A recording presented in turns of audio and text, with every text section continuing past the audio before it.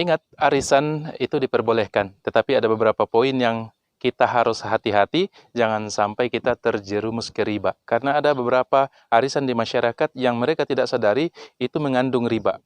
Pertama, setiap pertemuan arisan ada ketambahan uang. Misalnya gini, 10 orang arisan, masing-masing 1 juta. Berarti yang terkumpul 10 juta. Maka setiap pertemuan harus ada ketambahan 5.000. Pertemuan kedua jadi 10.000. Pertemuan ketiga jadi 15.000. Di luar dari 1 juta, 1 juta, 1 juta. Sehingga yang mengumpulkan arisan pertama, dia hanya dapat 1 juta kali 10 orang, plus 5.000 kali 10 orang.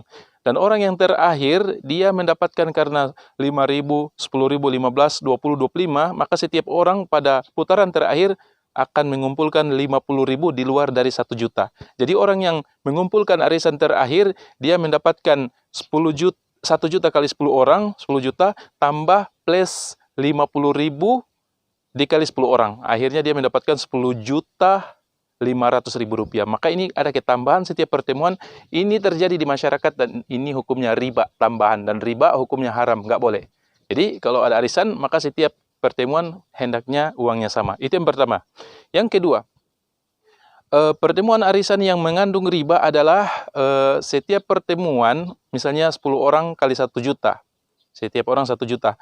Maka orang yang dibuat acara di rumahnya, dia menanggung makanan. Sementara makanan ini diambil dari uang 10 juta itu. Dan itu bergilir terus dari awal sampai selesai. Maka ini hendaknya hati-hati karena ini mengandung unsur riba. Ribanya dari mana? Ribanya dari uang yang dikumpulkan itu sifatnya bentuk hutang. Setiap orang yang mengumpulkan uang 1 juta, 1 juta, sifatnya pinjaman. Sementara pinjaman tidak boleh diambil manfaat. Sebagaimana dalam kaidah, kullu qardin jarra bihi naf'an fahuwa riba. Setiap pinjaman yang dia menghasilkan manfaat, pinjaman yang kita ambil kembali manfaatnya, maka itu riba. Allah Subhanahu wa taala berfirman, wa ahallallahu al-bai'a wa harrama riba. Allah menghalalkan jual beli, uang dengan barang, wa harrama riba, dan mengharamkan riba, uang dengan uang dan ada ketambahan. Itu haram hukumnya. Kemudian hadis Rasulullah sallallahu alaihi wasallam, ar-riba 73 baban. Riba itu ada 73 pintu. Aisaruha mithlu ayyangkihar rajulu ummahu. Dan yang paling kecil dari 73 pintu adalah seperti seorang pemuda yang menzinahi ibunya. Ini dosa yang paling kecil dari dosa riba. Maka hendaknya arisan yang dibikin, kalau misalnya 1 juta, 1 juta, maka hendaknya rata seperti itu. Jangan kita bikin pertemuan di rumahnya, kemudian dia harus menjamu kita. Makanan dari mana? Dari uang yang kita kumpulkan, yang dari kita pinjamkan. Sementara mengambil manfaat dari uang yang kita pinjamkan itu riba.